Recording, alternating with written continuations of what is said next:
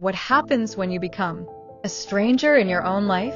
When the person you used to be feels like someone you read about? This is Rachel's story, a young woman who lost the spark and fought to find it again. Disclaimer: this conversation is a fictional dramatization. Always seek the advice of qualified medical professionals. Meet Rachel.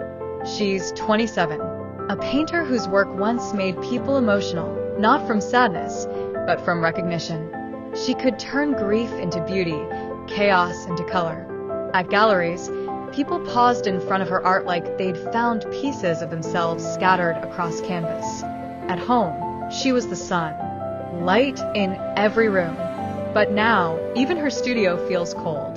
The brushes lie dry. The canvas waits blank. She still shows up, answers texts, goes to meetings, but inside, everything feels distant, muffled, flat. It didn't begin with a breakdown. It began with silence, a skipped playlist, an unread message from a friend, a shrug at a joke that used to send her into fits of laughter. Small things, barely noticeable.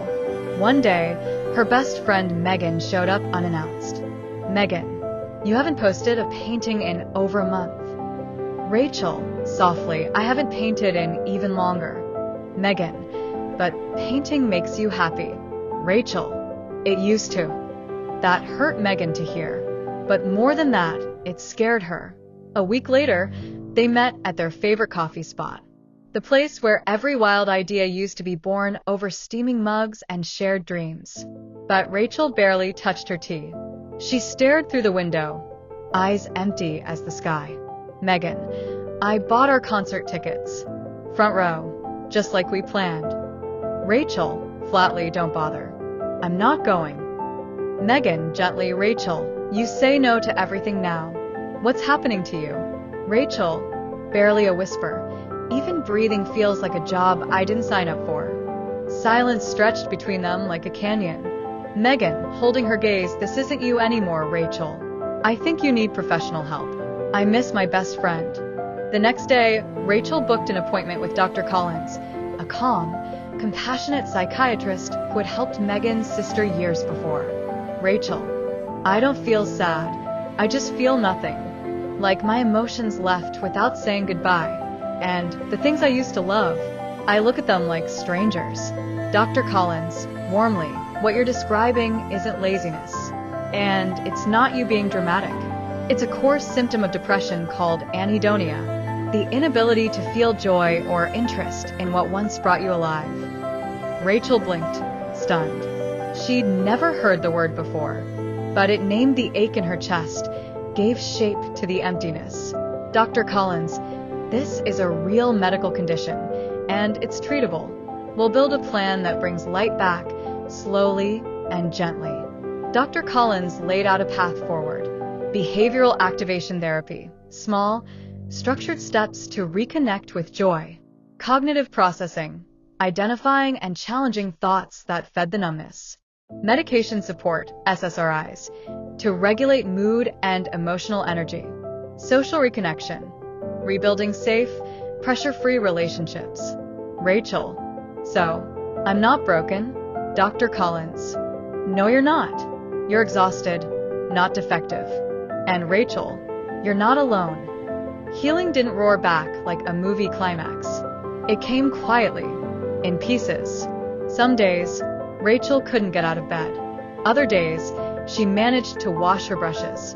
Once, she painted a single stroke of orange across white canvas and felt something. She cried, then smiled through the tears. Megan never pushed her. She just showed up by bringing coffee, sitting in silence, celebrating tiny victories like they were conquering mountains.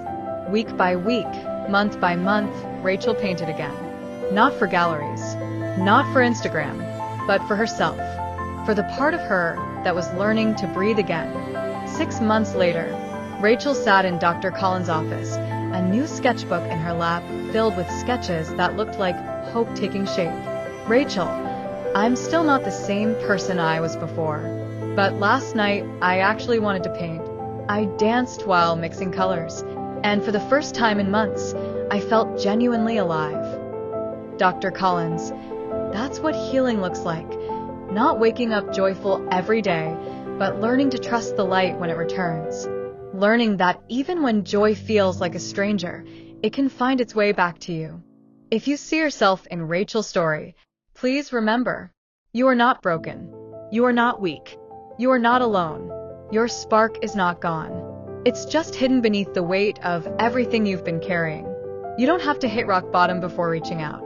You don't have to wait until you feel ready. Depression lies.